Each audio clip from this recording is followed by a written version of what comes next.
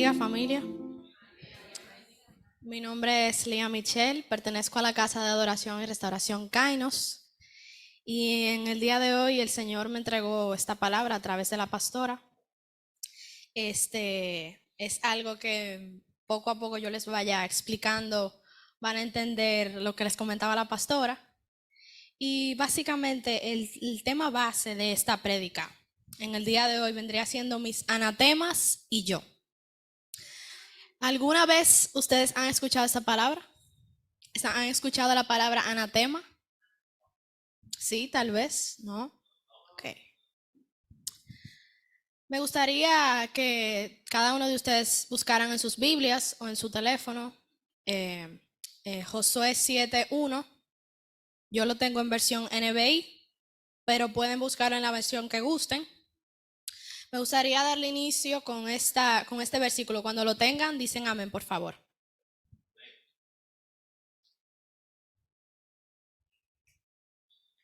Y dice, Josué 7:1, la palabra de Dios se lee en el nombre del Padre, del Hijo y del Espíritu Santo.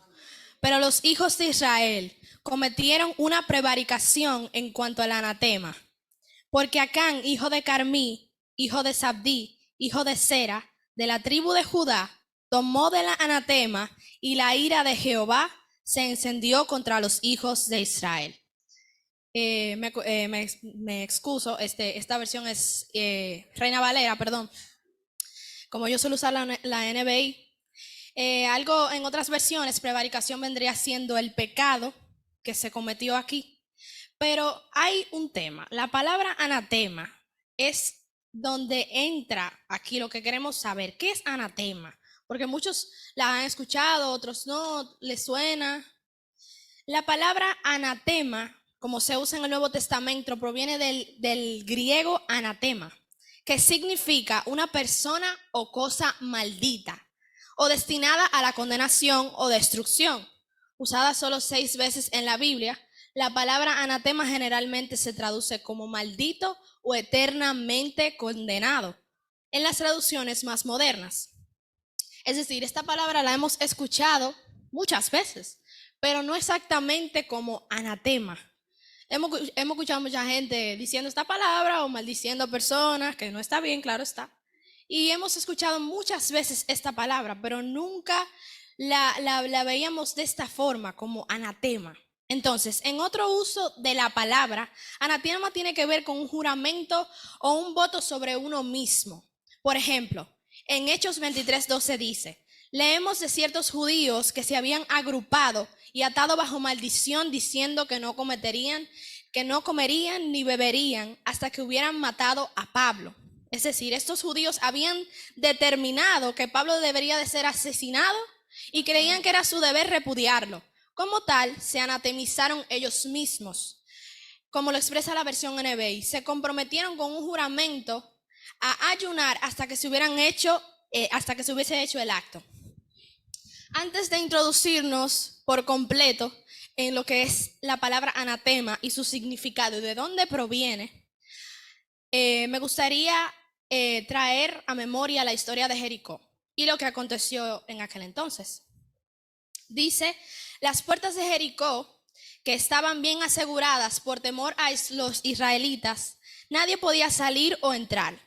Pero el Señor dijo a Josué, he entregado en tus manos a Jericó y a su rey con sus guerreros. Tú y tus soldados marcharán una vez alrededor de la ciudad. Así lo harán durante 6 días. 7 sacerdotes llevarán trompetas y marcharán frente al arca. El 7º día ustedes marcharán 7 veces alrededor de la ciudad, mientras los sacerdotes tocan las trompetas. Cuando todos escuchen el toque de la trompeta, el pueblo deberá gritar a voz en cuello. Entonces los muros de la ciudad se derrumbaron y cada uno entrará sin impedimento. Esto está en Josué 6, del 1 al 5, en versión NBI. Les recomiendo que se queden en el libro de Josué, Josué 6. Cuando lo tengan, dicen amén. Ya que básicamente por ahí vamos a estar explicando y entrando a lo que es el anatema y de dónde surge y qué tiene que ver la historia de Jericó con lo que les voy a explicar a continuación. Seguimos en el libro de Josué 6. Solo entonces los israelitas incendiaron la ciudad con todo lo que había en ella, menos los objetos de plata, de oro, de bronce y de hierro, los cuales depositaron en el tesoro de la casa del Señor a modo de primicia. Es decir, aunque el Señor ya les había dado a ellos una estrategia de cómo conquistar Jericó, el Señor les dijo: no tomen ningún tesoro, ni ningún botín, ni nada de lo que está aquí, porque yo les di una orden a ustedes de que esta ciudad ustedes la van a tomar con la estrategia que yo les di. Es decir, el Señor, cuando tú pactas con el Señor y te comprometes o haces una promesa con el Señor no te va a decir: mira, tú hiciste una promesa conmigo y te voy a dejar en el aire. El Señor te muestra la estrategia. Ahora está de ti si tú quieres escucharla y quieres hacerle caso, o irte por el otro lado y decir: bueno, yo voy a hacer lo que yo diga. El Señor te dice que te vaya por este lado y tú te vas por el otro. Una vez destruida la ciudad de Jericó, Josué mandó a un pequeño contingente de tropas para tomar Jai. Pensó que no sería necesario emplear todo el ejército contra Jai, porque para él esto era una tierra pequeña, y él decía: bueno, él mandó a los hombres analizaron la tierra y dijeron: bueno, esto aquí como que nos lo vamos a llevar de una vez, porque si ya pudimos con Jericó y se cayeron los muros, el Señor intercedió, pues el Señor nos ayuda en esta también. Pero, para su sorpresa, cuando llegaron a atacarla y destruirla, fueron vencidos. Y ustedes dirán: ¿pero y cómo así? ¿Y qué fue lo que Dios hizo? Dios lo mandó para Jericó, que era más grande, era más difícil, tuvieron victoria allá. ¿Y por qué no tuvieron victoria en Jai? Y esto no pasó porque el Señor le dijo: bueno, hagan lo que ustedes entiendan aquí. Esta derrota contra los hombres de Josué no fue porque estuviesen actuando bajo sus propias decisiones, sino que el pecado que había cometido Acán había traído anatema, es decir, había traído una maldición. Él cometió un acto que no solamente le perjudicó a él, sino que le perjudicó a los hombres que estaban con él y lo que Dios había pactado con ellos. Dios les dio la orden de ir a tomar Jericó, pero hubo una mala ejecución, porque el Señor ya les había advertido con anticipación: no tomen absolutamente nada de lo que está ahí, ni se atrevan a reconstruir la ciudad, porque sobre ustedes puede caer anatema. Entonces, aquí mismo lo explica en Josué 6, 18, 19. Esta es la advertencia de Dios: no vayan a tomar nada de lo que se ha sido destinado al exterminio, para que ni ustedes ni el campamento de Israel se ponga en peligro de exterminio y de desgracia. El oro y la plata y los utensilios de bronce y de hierro pertenecen al Señor. Colóquenlos en su tesoro. Eso fue lo único que el Señor destinó para que se le pusiera como el tesoro de él, como una primicia para él. Pero en ningún momento se dijo: mira, tú estás viendo unos lingotes de oro y una moneda, vete, cógela, porque eso no es nada. El Señor te va a decir: bueno, él lo necesita, él hizo un esfuerzo. Mentira. El Señor le da una orden a usted y usted hace lo que se le dice. Usted no puede llevarse del deseo de que: mira, Dios me dijo que guardar un dinero, pero ese dinero es de la pastora, yo no lo puedo gastar. Pero yo siento que yo necesito el dinero, yo me voy a llevar el dinero. Cuando la pastora me venga a preguntar, yo le voy a decir: ay, pastora, me atracaron, pastora, se me llevaron el dinero. De verdad que sí. Y yo gastando el dinero por ahí. No es así. Cuando Dios le da una orden y pacta con usted, usted tiene que cumplir. O mejor, el Señor no pacta con usted. ¿Por qué? ¿Qué usted cree? Que el Señor le entregó eso y le dijo: miren, vayan a conquistar Jericó y no tomen nada de lo que había ahí. ¿Qué ustedes creen? Era para probarlo, para ver si realmente ellos obedecían las órdenes del Señor. Otro ejemplo de anatema que podemos encontrarlo en Gálatas 1, del 6 al 9, en versión NBI también. Dice: me asombra que tan pronto estén dejando ustedes a quien los llamó por la gracia de Cristo para pasarse a otro evangelio. No es que haya otro evangelio, sino que ciertos individuos están sembrando confusión entre ustedes y quieren tergiversar el evangelio de Cristo. Pero aún si alguno de nosotros o un ángel del cielo, oiga bien, les predicara acerca de unas buenas noticias distintas de lo que hemos predicado, que caiga bajo maldición, es decir, bajo anatema. Como ya lo hemos dicho, ahora lo repito: si alguien anda predicando un mensaje distinto del que recibieron, caiga bajo maldición. Es decir, aquellos gálatas, como lo dice aquí mismo, que habían creído en el Señor, estaban manifestaban gozo y alegría y que confiaban en su palabra y que ya habían escuchado el verdadero evangelio, Vienen gente de afuera y le dicen, no, porque Dios mandó a decir, porque Dios dijo, porque Dios lo esto. Y muchas veces pasa en la vida cotidiana de un cristiano, que nosotros escuchamos el verdadero evangelio aquí en tu casa, en su iglesia. Pero no, usted dice, bueno, me invitaron para tal iglesia. Se va, no le dice a la pastora, se va sin protección por ahí. Y cuando usted va, le predican, no, porque Dios mandó a decir, que Dios dijo, que Dios lo esto. Y usted dice, pero ven acá. Pues yo no escuché eso que la pastora me dijo a mí en la iglesia. Yo jamás en mi vida había escuchado que Dios mandó a decir que tengo que estar con esto hasta aquí, que tengo que estar todo el tiempo con un moño aquí, que no puedo danzar ni aplaudir cuando estoy adorando, que me tengo que quedar quieta así como un palo. Y usted va y le predican otra cosa. Y le llenan la cabeza y le envenenan el cerebro de muchísimas cosas que usted ni se imagina. Entonces, por las dudas que fueron apareciendo en ellos, Pablo intercede y les dice, y les hace saber que no hay otro evangelio, sino que vienen personas de afuera a perturbarlo. Y es exactamente lo que pasó con Acán. Dios había dado una orden, pero ¿qué pasa? ¿Qué hizo Acán? Acán lo que hizo fue perturbarlos a todos ellos y romper las reglas y las órdenes que el Señor había dado. Él trajo anatema no solo sobre él, sino también los que estaban con él, que habían pactado con Dios aquella misión de destruir todo aquello que estaba dentro de Jericó. Pasando de la situación que nos presenta Gálatas, volvemos a Josué para saber de qué naturaleza es el pecado de Acán y por qué perturbó tanto a los israelitas, porque ustedes dirán, bueno, no entendemos esto de que fue Acán que cometió su pecado y que cometió el error, porque tiene que caer sobre los otros y ellos estaban muy tranquilos. El pecado de Acán consistió en no estar de acuerdo con el juicio que Dios había pronunciado sobre Jericó. Y muchas veces eso nos pasa a nosotros, que Dios te dice y pacta contigo, mira, yo te voy a mandar a que tú prediques tal palabra, pero tú estás como que, no lo sé, no lo quiero hacer, lo voy a mandar por ahorita, y empieza a salirte del camino, empieza a llegar un amigo y te manda para otro lado y te pone a hacer cosas que no debe y te empieza a salir poco a poco del camino. Y es como que Dios está contigo y te va poniendo como un marcapaso y tú estás ahí, 1, 2 y te vas para acá.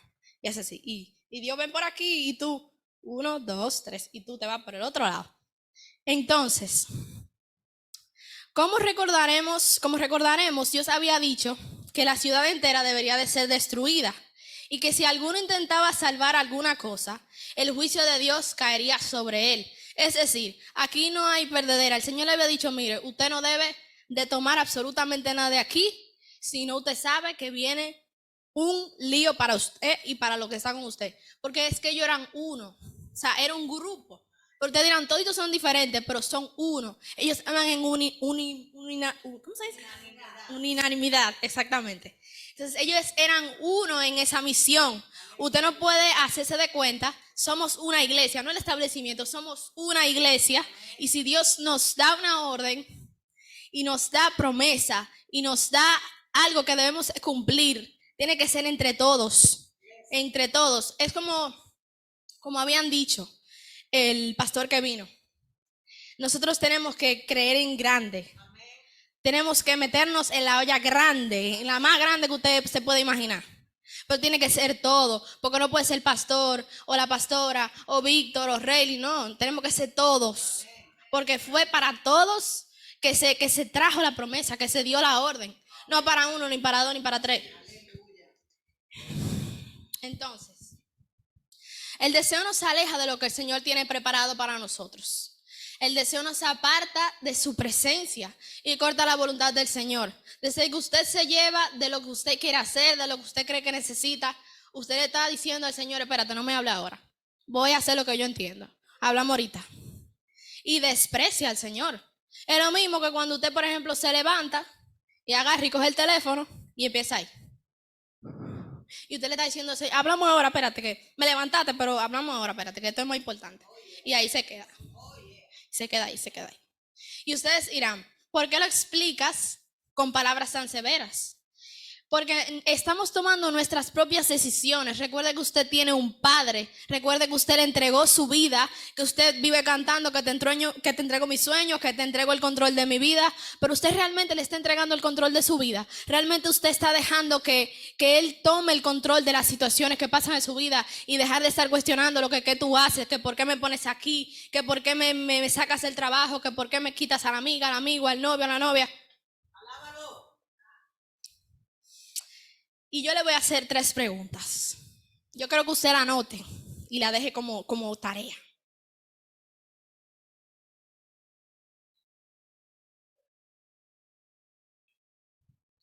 La primera pregunta ¿es tu deseo más grande que tu Dios?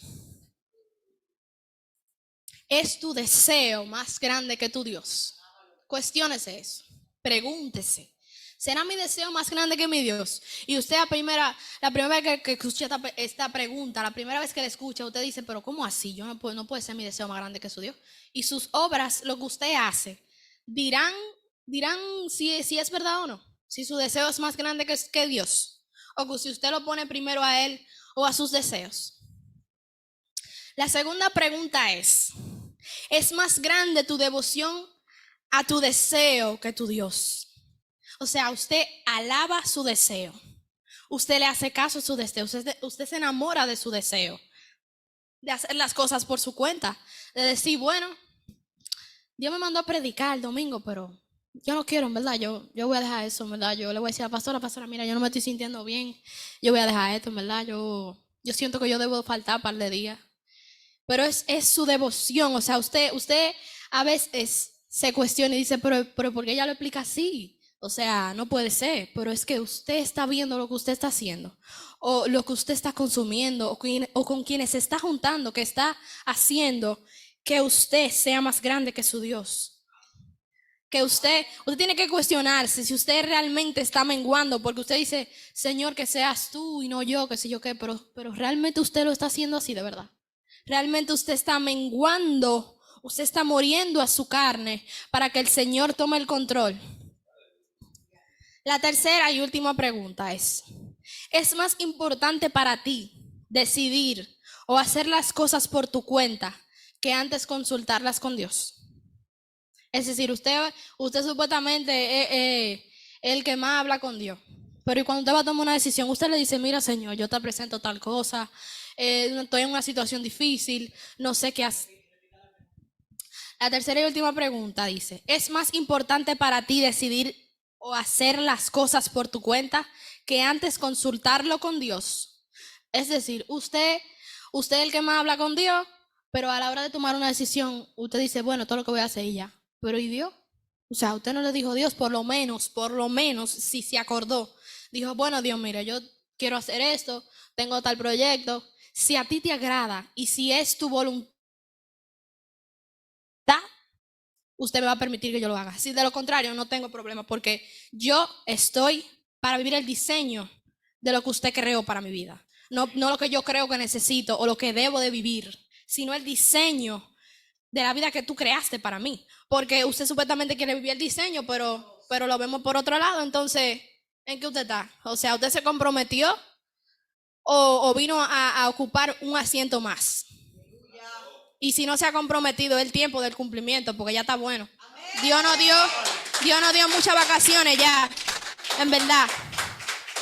Es tiempo de cumplir. Así lo siento yo, y así el Señor me lo ha mostrado durante mi estudio de la prédica. Es tiempo de cumplir. Ya Dios no dio muchas vacaciones, ya Dios no dio muchas oportunidades. Es tiempo de cumplir. Y no es que, ay, sí, yo voy a cumplir. Es tiempo de ponerlo en práctica. Entonces, pasamos a otro lado de lo que es el anatema, o algo que está maldito o condenado. ¿Cómo llevo yo el anatema a mi vida? Y usted dirá, pero ven acá, ¿cómo así? Porque muchos de nosotros, usted no se imagina el sinnúmero de personas, y hasta cristianos, que tienen anatema en su vida y no tienen la mínima idea. Llevamos anatema a nuestra vida de muchas formas, como por ejemplo, la desobediencia trae maldición y provoca la ira del Señor. ¿qué fue lo que le sucedió a Acán? Él desobedeció por completo al Señor. Él decidió por él mismo y dijo, esto es lo que yo quiero y esto es lo que voy a hacer. Y adivine qué le pasó. Los perturbó a ellos y hasta que el pecado no se le presentó a Dios, con todos los hombres que estaban del pueblo de Israel, pues a él lo apedrearon, lo mataron y ahí se quedó. Punto. Entonces, ¿para qué nosotros vamos a traer anatema a nuestra vida? Para terminar como Acán, apedreados, muertos, sin cumplir el propósito de Dios. Entonces, cuando lleguemos a ese punto, como lo que la pastora envió de incendiario, que ya no vivimos el propósito del Señor. El Señor lo único que nos va a decir, yo tenía más para ti. Yo tenía más para ti. Entonces, como les decía, hay gente que ni sabe, ni tiene idea que en su vida hay anatema, en su familia, en sus hijos. Porque realmente sabemos lo que estamos haciendo o lo que estamos consumiendo o las cosas que hay dentro de nuestra casa. O sea, estamos conscientes de eso, porque dicen, bueno, mi casa no tiene nada raro, que usted sepa, porque usted no sabe con quiénes se están juntando con sus hijos, con quiénes se están hablando, qué están consumiendo. Por ejemplo, usted dice, bueno, fulano está viendo una serie normal, pero usted no se imagina el sinnúmero de series que tienen ocultismo, que tienen brujería, que tienen hechicería. Y usted dirá, pero ¿qué es una serie? Son unos muñequitos. Pero usted sabe el trasfondo, el fin con el que se hizo esa serie, el fin con el que se hizo esa música. Eso me acuerda mucho a un testimonio de un chico que él estaba en una discoteca y el Espíritu Santo le habla y le dice, abre bien los ojos. Y él se queda como, pero acá, ¿quién es que me está hablando? Y él le dice, abre bien los ojos. Cuando él se concentra, que escucha bien, él ve como las bocinas y la persona que está cantando de la bocina salen como sombras y la gente se empieza a poner más alborotada, más violenta, las mujeres se empiezan a poner más seductoras, más esto, más lo otro. Entonces ahí él se da cuenta de la gravedad de las cosas, del trasfondo de las cosas. Por eso es que nosotros debemos de tener mucho cuidado con lo que consumimos. Y yo lo digo mucho, y a mí, yo he tenido, por ejemplo, amigas que están en el mundo y me dicen, pero ¿por qué tú le ves tanta cosa qué sé yo, a la música o a lo que tú ves? Y yo, es que tú no ves el trasfondo de las cosas. Tú estás escuchando una música, pero tú no sabes con qué fin la hizo la persona, qué estaba haciendo la persona cuando la creó. Porque la música realmente fue creada para adorar al Señor, para glorificarlo y para exaltarlo. Es con ese fin. Ahora, si lo quieren usar con otro fin, ya esos son otros 500. Pero yo la música, ahora que soy consciente de lo que realmente es y con el fin que se creó, fue para adorar al Señor. Entonces, aquí es cuando pasamos al otro lado de la página. Y para comprender mejor el anatema, me gustaría compartirles mi testimonio. Me gustaría compartirles mi testimonio porque antes de yo volver a los pies de Cristo, cometí anatema. El anatema estaba en mi vida en cantidad, como usted no se imagina. Porque de manera consciente o inconsciente, el enemigo de alguna u otra manera siempre buscaba la manera de atacarme. O buscaba la manera de estropear lo que Dios estaba haciendo conmigo. Porque cuando yo estaba pequeña, yo iba a una escuelita bíblica. Cuando yo estaba pequeña, mi vecina fue quien puso la semilla en mí. Mi vecina me decía, Lía, ven. Y me llevaba todas las tardes religiosamente para la iglesia. Y ahí lo poquito que yo sabía, lo poquito que yo conocía antes de llegar a los pies de Cristo, fue en esos entonces. Entonces, por otro lado, siempre el enemigo buscaba la forma de estropear que ya se estaba sembrando la semilla en mí. Y me ponía a interesarme en ver películas de terror, en consumir cosas con ocultismo. Yo siempre tenía como ese interés en ver cosas como que están fuera de lo normal cuando yo era pequeña. Y me asustaba, pero seguía viéndolas, seguía consumiéndolas. Y de alguna u otra manera, mis padres podían decir como, bueno, eso no es nada, es una película de terror, no le va a hacer nada. Pero el trasfondo es lo que no estamos viendo. O sea, lo que hay detrás de eso es lo que no estamos viendo. Entonces el Señor siempre buscaba como el enemigo siempre buscaba la forma como de estropear eso, como de asustarme. Entonces, a medida del tiempo, el miedo se fue sembrando en mí. Y el miedo estuvo ahí penetrando cada vez y más y más y más y más en mí. Y ahí se quedó, hasta que fue tan grande que todo comenzó como a finales de 2020. Ya yo estaba tan influenciada como con este tipo de cosas. Yo había dejado la iglesia, ya mi vecina se había mudado y todas esas cosas. Ya cuando yo estoy entrando a lo que es la etapa de la adolescencia, en 2020, a finales de 2020, a través de las redes sociales, yo empiezo a seguir a una chica.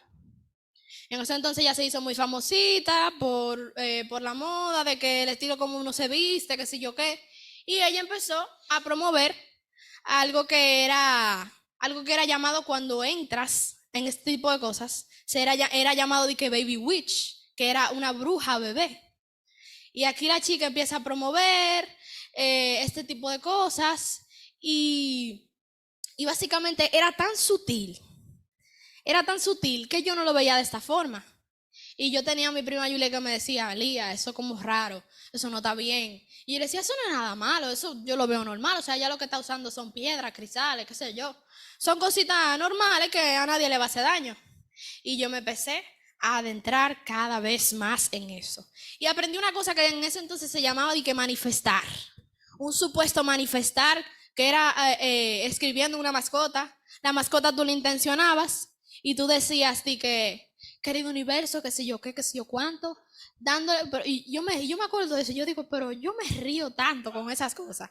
Y yo digo, querido universo, yo te pido que qué sé yo qué sé yo. Entonces, yo le estaba hablando, oigan bien, al universo, algo que creó Dios, Dios mío, algo que creó Dios, y yo decía, querido universo, entonces, yo le estaba abriendo puertas a cosas y a espíritus que usted no se imagina. Entonces, todas esas cosas empezaron a pasar. Todo lo que yo pedía en esa mascotica se materializaba. Y yo decía, pero ven acá. Y como algo que estoy escribiendo en una mascotica se está materializando. Yo decía, bueno, esto funciona. Y yo empecé con toda la gente que yo conocía a meterle eso por no te se imagina, hasta por los ojos. Yo le hablé de eso, de la manifestación. Y empecé a influenciar a mucha gente, mucha gente, mucha gente, mucha gente. Es decir, ya una vez que había entrado eso en mí, el enemigo dijo, bueno, ya tú tienes, yo tengo una mensajera aquí. Prepárate, mamá, que a ti es que te voy a usar. Y empecé con fulana, mira, fulanita, ¿tú conoces esto? ¿Qué sé yo qué? Y me dijo, no, mira, tú puedes tener todo lo que tú quieras cuando tú haces esto. Y haces esto, y pides esto, y te duermes y lo haces a tal hora. Porque, oiga bien, habían días especiales para hacer esto. Era como le llamaban portales. Se abrían portales, tal día, tal fecha, tal hora. Y ahí tú escribías y yo empecé a comprar inciensos, yo empecé a comprar velas, yo empecé a comprar cristales y en mi casa con 13 años, de 13 a 14 años, básicamente. No, no, no, no, no, no, no, ya ustedes saben. Y ella empezó a comprar incienso, que si yo qué. Y mi mamá me preguntaba, ¿para qué eso? Yo no, eso es para limpiar la energía de la casa, que si yo qué. Ay, la energía de la casa. Y decían que al que le dolía la cabeza eso era porque estaba contaminado, que eso era que estaba lleno de cosas oscuras, qué sé yo qué. Y eso era entrando espíritu, yo estaba para mi casa. Y ya ustedes saben, mi hermano me decía, muchacha, apaga eso, muchacha, que me duele la cabeza, no prenda eso. Y Julito me peleaba muchísimo. Y hubo un entonces en el que ya yo empecé a experimentar cosas malas, malas, malas. Porque decían que había una etapa bonita de hacer esto y otra oscura, que tú veías sombras, que veías espíritus. Y te decían, no, pero eso no es mal, que sí o qué, eso no es nada. Eso que al tú querer limpiar tu casa, que al tú querer limpiar tu habitación, hay cosas que quieren desviarte de ese camino. Como que yo estaba con Dios, me estaban hablando, pero no me estaban hablando de Dios en ningún momento. Y lo más especial de todo es que yo aún así oraba. Es que yo aún así hablaba con Dios. Y es tan...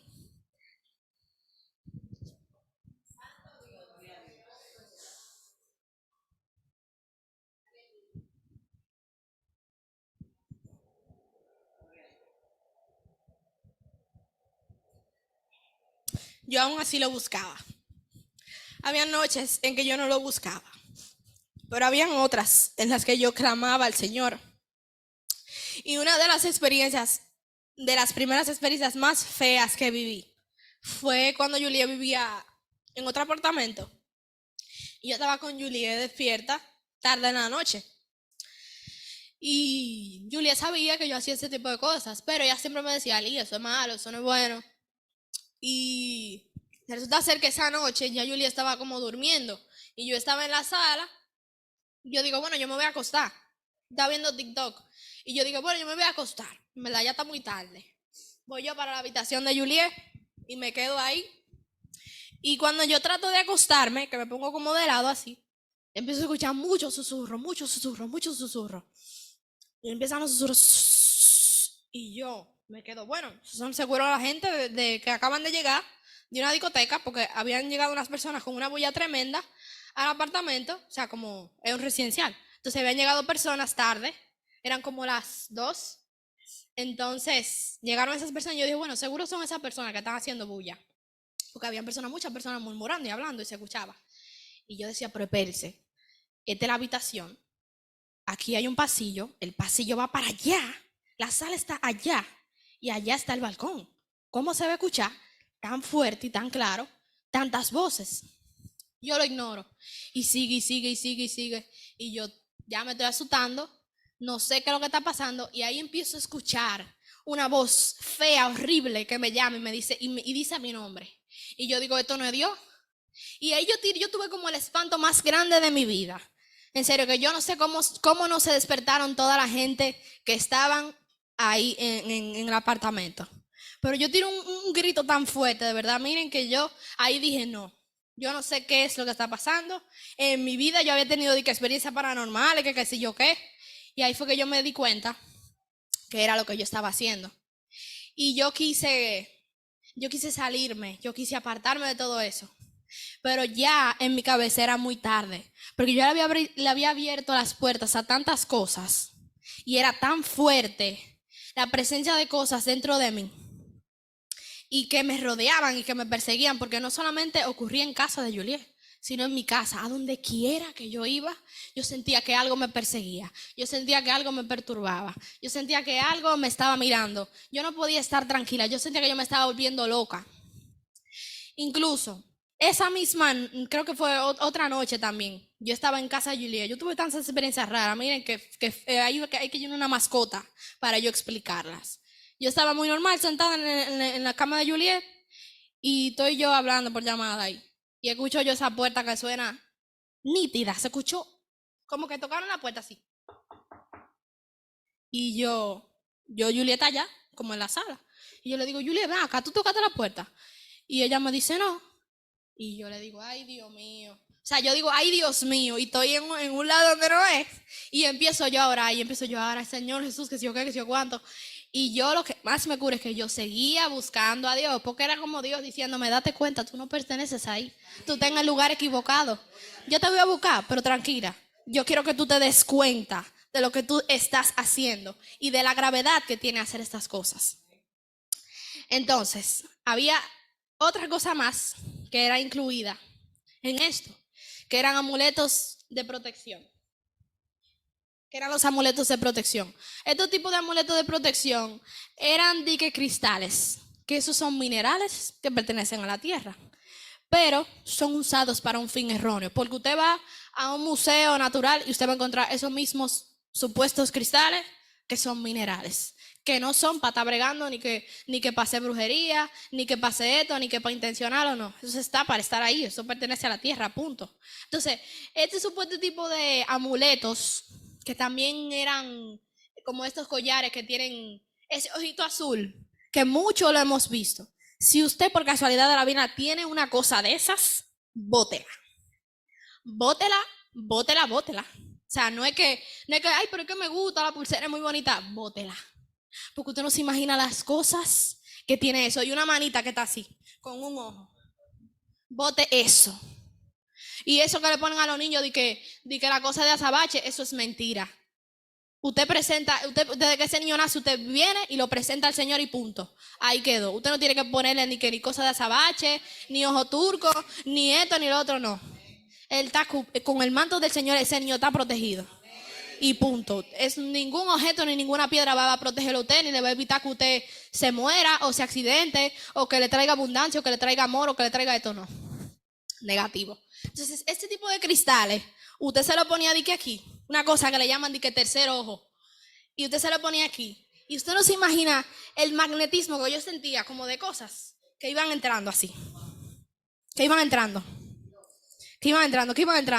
Y yo decía, ¿tú lo sientes? Yo solo ponía a otras personas. Y yo le decía, ¿tú lo sientes? Y yo le decía, ¿tú lo sientes? Y ella me dice, sí. ¿Y tú lo sientes? Que sí o qué. Y lo que más me cura es que no solamente de ahora, es de pequeña. Cuando se puso de moda eso del Charlie. Nosotros hacíamos eso todos. O sea, yo estaba incluida en todo, cada vez que hicieran Charlie, ahí estaba yo. Cada vez que hicieran una cosa que era de que poniendo la mano así y las manos se te caían y era como que alguien te la jalaba. Ahí estaba yo. Entonces el enemigo siempre buscó como cosas que se salieran de lo que era el camino del Señor para llevarlas a mí. Y decía, bueno, la niña se entró a la iglesia de chiquita, vamos a buscar algo para sacarla del camino. Y dijo, bueno, ya no está en la iglesia. ¿Qué hacemos ahora? Pero mira, yo voy a usar esto y lo otro para entrar aquí. Me entró. Dijo, bueno, ya tú estás aquí. ¿Te quieres salir ahora? No, mamá, tú no te vas a salir. Ahora es que yo te voy a molestar. Y ahí empezó con las experiencias, ahí empezó con las voces. Y la última que tuve, que en mi casa pensaban que era mi tío, que falleció, en paz descanse, que falleció, que era él que estaba. Oigan, yo estaba haciendo tareas, eran como las 11. Y yo estaba, que iba a cenar, porque yo hasta que no acabo de hacer mi tarea, no como. O sea, yo primero hago algo y después hago lo otro. Entonces, nada, estoy yo sentada así, la luz de la cocina, yo la apago. Yo voy caminando para la sala, salgo de la cocina y voy yo así. Y cuando siento como el flasheo así de la luz que está apagada, que se prendió. Y yo hago así, la luz está apagada, no se ha prendido. Entonces me siento. Y cuando yo me siento después de un ratico que veo mucho rato así para la cocina, así es, mucho rato. Veo una persona que pasa de la pared de la marquesina para la cocina y yo tiré un grito, yo me quedé inmóvil, nadie me escuchó. Yo me quedé inmóvil, yo no me podía mover y yo tuve que llamar a mi mamá para que bajara porque yo no me podía mover. Fue algo que yo me cuestioné, como algo, que aquí hay una pared, esta es la cocina, ¿cómo puede pasar de allá para acá? Porque es una marquesina, nada humano puede hacer eso. Entonces ahí fue que yo dije, no, yo me quiero salir de esto, yo no quiero volver más para acá. Y cuando ya me estoy saliendo de esto, yo le digo a mi hermano, Julito, tú estás yendo a una iglesia, yo quiero ir. Y me dice, yo te llevo otro día, que sí o qué. Y yo duré muchos días diciendo, Julito, yo quiero ir. Hasta que llegó el día y me dijo, ven, que yo te voy a llevar, que sí o qué. Levántate. Y me lleva, me trae. Y adivinen de qué estaban hablando. De los montes de la religiosidad. Y ahí hablaron de todo lo que yo estaba haciendo. De los oturcos, de las afirmaciones, del yo soy, yo esto, yo que sí, yo que de lo incienso, de idolatrar. De todo eso. Y yo dije, no puede ser coincidencia que de tantas veces que yo quería venir, hoy den ese tema.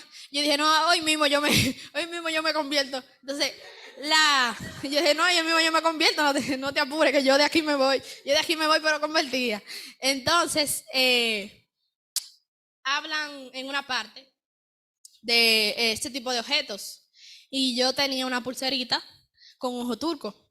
Y yo agarré y dije, no, yo voy a botar esto. Agarré el primer zafacón que vi, lo tiré, ¡fua! Y cuando ya llaman para personas que quieran aceptar al Señor, yo siento como ese miedo, como esa voz que me dice, no te vayas, no te pares. Y yo estoy así como que no me quiero parar. Hasta que todo el mundo, como quien dice, se paró, porque el pastor, creo que fue la pastora, hizo una oración por aquellas personas que de manera consciente o inconsciente le habían puesto cosas de azabache, o le habían hecho algún remedio, que sé yo qué, con un brujo. Todo el mundo se paró.